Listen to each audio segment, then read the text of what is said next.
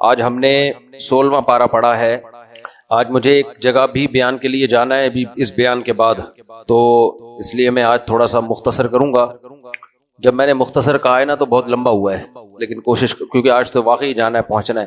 آج ہم نے 16واں پارہ پڑھا ہے جس میں سورہ مریم اور سورہ طٰہٰ.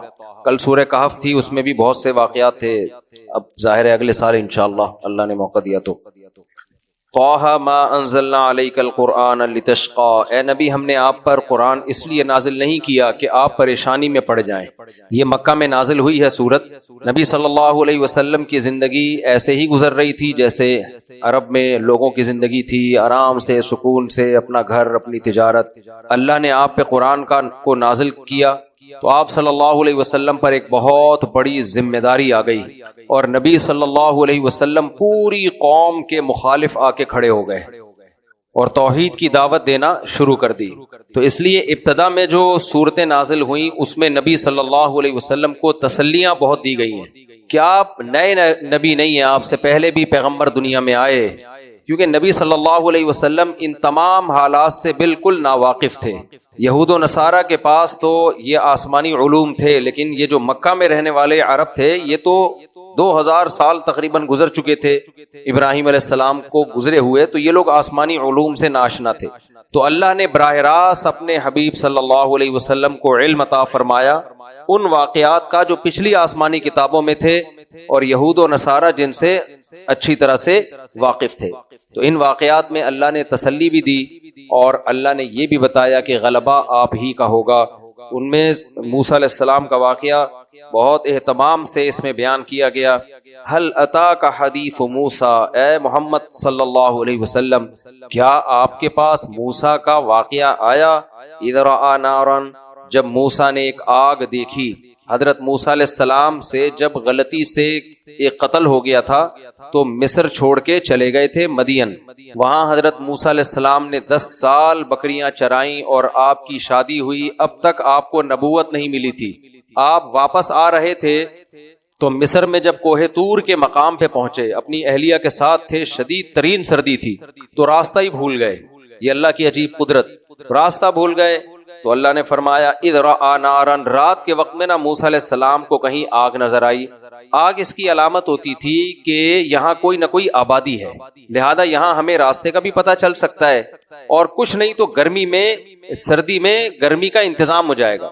تو موسیٰ علیہ السلام نے اپنے گھر والوں سے کہا امکثو، یہاں ٹھہرو، انی آنست نارا، مجھے آگ محسوس ہو رہی ہے، لعلی آتیکم منہا بقبس، شاید میں وہاں سے کچھ شعلہ لے کر آ جاؤں، کچھ آگ لے کر آ جاؤں گا، ہم جلا لیں گے، تھوڑا گرمی حاصل کر لیں گے سردی میں.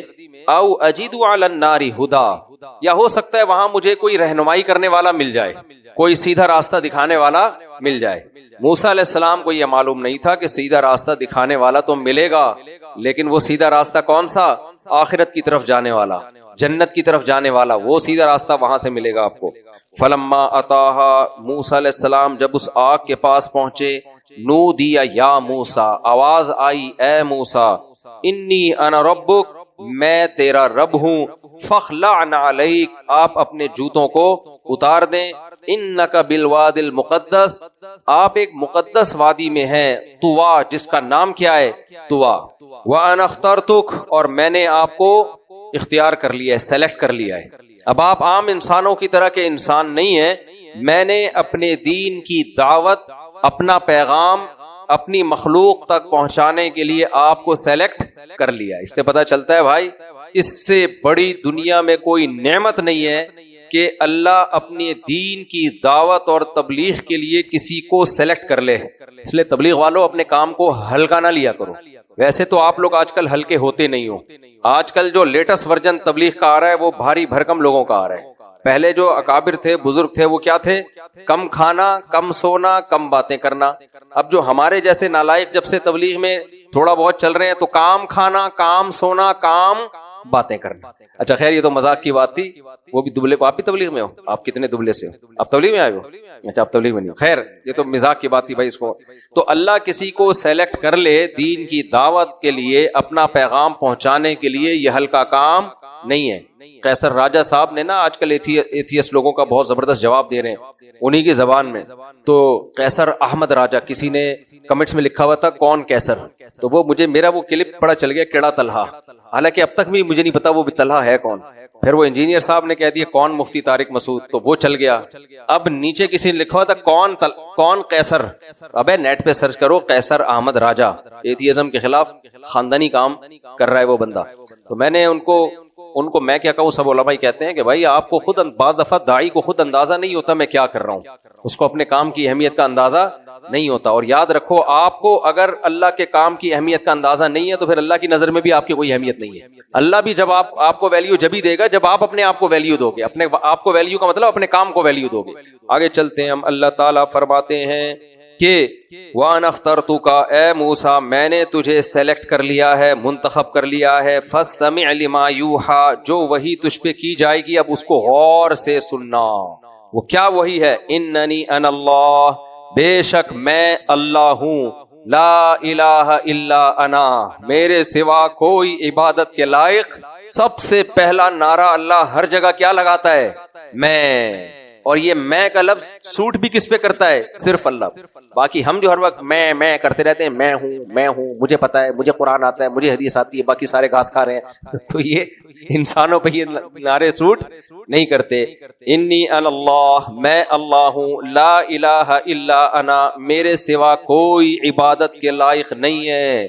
مخلوق پڑی ہوئی ہے شرکی گھاٹیوں میں, پستیوں میں, کوئی میرے سوا معبود نہیں ہے. فاعبدنی, بس میری عبادت کرنا. کیا کرنا ہے؟ وَأَقِمِ الصَّلَاةَ لِذِكْرِي, اور میری یاد کے لیے نماز قائم کرنا. ہر پیغمبر کو توحید کے بعد جو سب سے پہلا حکم دیا گیا ہے نماز.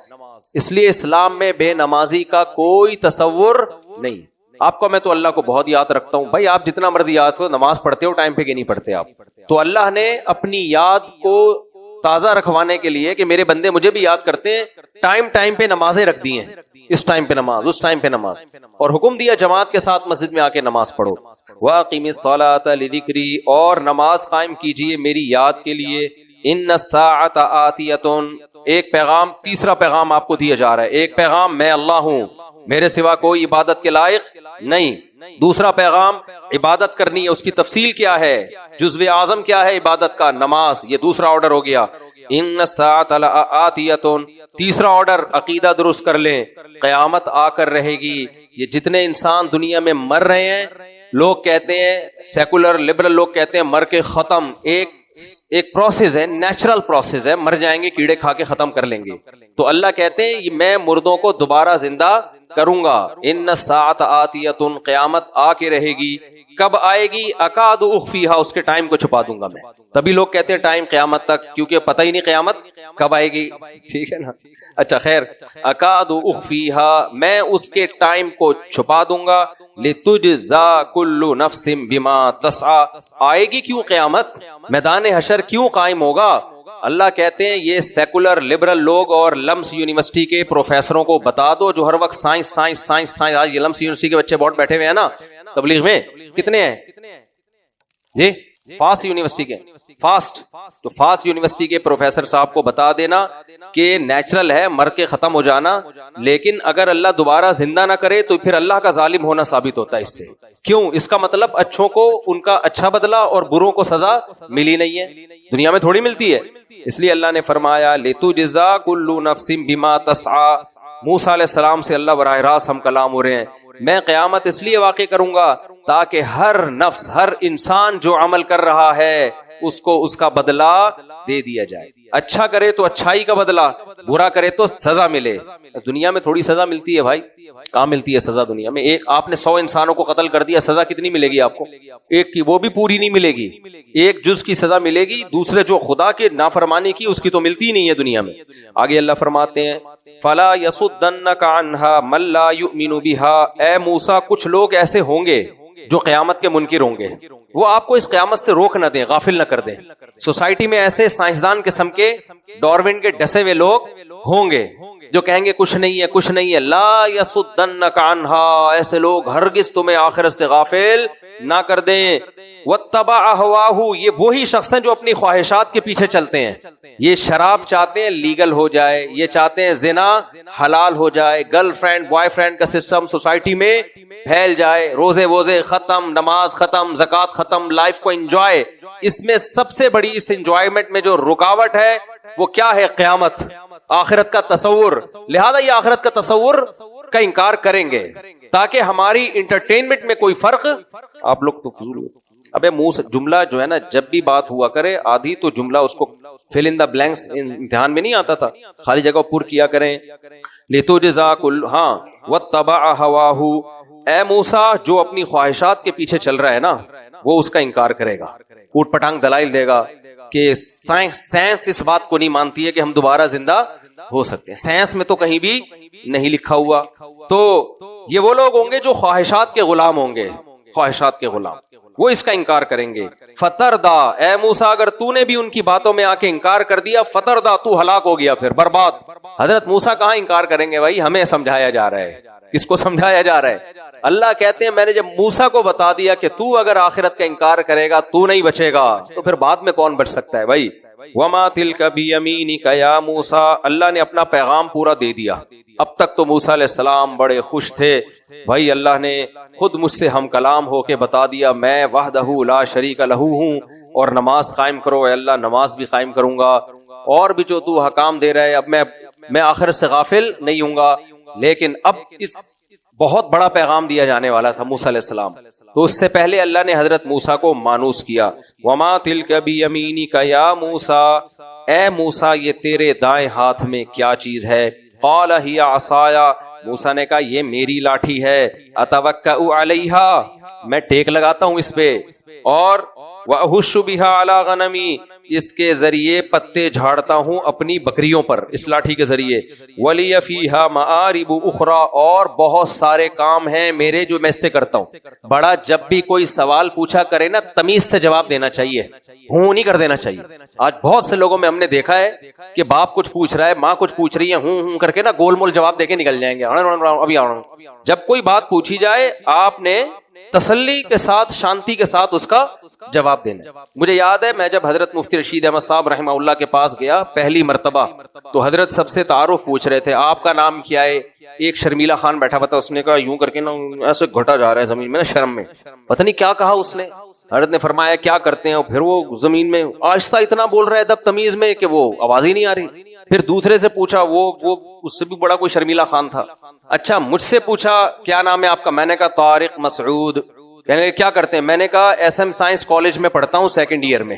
اتنا خوش ہوئے، کہا دیکھو کیسے تمیز سے جواب دے رہا ہے، آواز بھی صاف، لہجہ بھی صاف، دوبارہ نہیں پوچھنا پڑ رہا. تو کچھ لوگ شرم میں گڑے جا رہے ہوتے ہیں، جو پوچھا جا رہا ہے زمین میں دھسے چلے جا رہے ہوتے ہیں، اور کچھ بدتمیز ہوتے ہیں، ہوں کر کے آگے نکل جاتے ہیں. تمیز ہو تو بدتمیز سمجھ میں آئے گا. اچھا خیر ہم آگے چلتے ہیں. تو اللہ نے حضرت موسیٰ سے جب سوال پوچھا، موسیٰ علیہ السلام نے بے رخی سے جواب نہیں دیا. اللہ نے پوچھا وما تلک بیمینک یا موسیٰ، ڈیٹیل سے سوال پوچھا اللہ میاں نے. اللہ میاں بھی شارٹ کٹ سوال پوچھ سکتے تھے. اور یہ تیرے دائیں ہاتھ میں کیا چیز ہے موسیٰ؟ حضرت موسیٰ نے بے رخی سے جواب نہیں، لاٹھی، بلکہ کیا فرمایا؟ قال ہی عصایا. دیکھو تکبر ایسی چیز ہے جو انسان کے انداز سے جھلکتی ہے. ہمارے نبی صلی اللہ علیہ وسلم سے بڑا اس کائنات میں کوئی نہیں ہو سکتا. لیکن حدیث میں آتا ہے آپ جب کسی سے ہم کلام ہوتے تھے نا تو پوری نگاہ بھر کے اس کو دیکھا کرتے تھے. کوئی ادھر بات کر رہا ہے تو پورا چہرہ اس کی طرف گھما کے. متکبر آدمی کیا کرتا ہے؟ منہ بھی نہیں اٹھاتا کم بخت. اس کو لگتا ہے یہ 2-4 کلو کا منہ اٹھانے میں میری بڑی توانائی صرف ہوگی. وہ ادھر ہی منہ کر کے نا، ہمارے حضرت نقل اتارتے تھے متکبرین کی، وہ ایسے کر کے بات کرے گا، یوں کر کے ایسے. اس کو موت آ رہی ہوتی ہے پورا منہ گھماتے ہوئے. تو لوگوں سے جب بھی ہم کلام ہو، انسان جب کوئی آپ کے پاس آیا ہے پوری توجہ کے ساتھ اس سے بات کریں. ٹائم نہیں ہے تو بات کرے ہی نہیں. تو یہ جو بے رخی والا طریقہ ہے یہ اللہ کو پسند نہیں ہے. تو موسیٰ علیہ السلام نے فرمایا ہی عصایا، بھائی پیچھے بہت شور شرابہ کرتے ہیں لوگ، جیسے میلہ لگا ہوا ہے، صفوں کا بالکل خیال نہیں کرتے. یہ ہر تراویح میں ہر دفعہ بچپن سے دیکھتے آ رہے ہیں، انسان کے بچے بن جاؤ، گزارا چلاؤ یار. اب تراویح میں 100% انسان کا بچہ بنانا بہت مشکل ہے لوگوں کو. یہ لیکچر ہو جائے پھر میں بتاتا ہوں یہ رہ جائے گا. تو کچھ آپ اصلاح کی کوشش کریں، کچھ گزارا بھی چلائیں، دونوں چیزیں ساتھ ساتھ چلتی ہیں. ہم تو ایسے شرارتی تھے تراویحوں میں، آپ تصور نہیں کر سکتے. خوب دنگا مستی چلتا تھا، سلام سے پہلے آ کے بیٹھ جاتے تھے، السلام علیکم ورحمۃ اللہ السلام. ایسے لگتا تھا سارا نور اسی پہ انہی بچوں پہ اتر رہا ہے. اب تو بچے بہت کم ہو گئے، لیکن بہرحال پھر بھی ہم ان کو کنٹرول کریں گے. لیکن یہ ہونے تو ابھی بیچ میں پرچیاں نہیں دینا، یہ واقعہ رہ جائے گا پھر. تو جیسے جو اسباق بیچ میں آتے جائیں گے نا وہ میں بتاتا جاؤں گا. موسیٰ علیہ السلام نے پوری تفصیل سے جواب دیا. کتنے بڑے پیغمبر، کتنے جلالی پیغمبر. بھائی بات کس سے ہو رہی ہے؟ اللہ سے. اسی طرح ماں باپ کا بھی حکم ہے. ماں باپ جب کوئی بات پوچھیں، بیٹھ کے اپنے ابا کو نا آرام سے تسلی سے پوری بات بتایا کریں. پوچھے کہاں جا رہا ہے، کہاں سے؟ ابا وہاں گیا تھا، وہاں ڈبو پہ بیٹھا، وہاں گٹکا کیا، یہ کیا وہ کیا، تسلی سے آیا میں. ہوں کر کے بڑوں کے سامنے مت چلا کرو. وَأَهُشُّ بِهَا عَلَىٰ غَنَمِي قَالَ أَلْقِهَا يَا مُوسَىٰ. اللہ نے کہا اے موسیٰ اسے زمین پہ ڈال دے. اللہ تعالیٰ پہلے بتا سکتے تھے نا سب کچھ، یہ بھی تربیت کا ایک طریقہ ہوتا ہے. اللہ پہلے بتا دیتے اے موسیٰ، تیرے پوچھتے ہی نہیں اللہ یہ کیا ہے. اللہ بتا دیتے اے موسیٰ دیکھ یہ تیرے پاس لاٹھی ہے، تو ایسا ہوگا کہ جب تو فرعون کے دربار میں جائے گا نا تو یہ زمین پہ ڈالے گا تو یہ سانپ بن جائے گی، تو گھبرانا نہیں، یہ معجزہ ہوگا. نا تعلیم اور تربیت کا یہ نیچرل طریقہ نہیں ہے. اللہ موسیٰ علیہ السلام کو مانوس کر رہے ہیں. قال القیہا یا موسیٰ، ایک دفعہ عمل کروا کے دکھایا جا رہا ہے، کیونکہ اس بات کا خطرہ تھا جب پہلی دفعہ لاٹھی سانپ بنتی نا اور فرعون کے دربار میں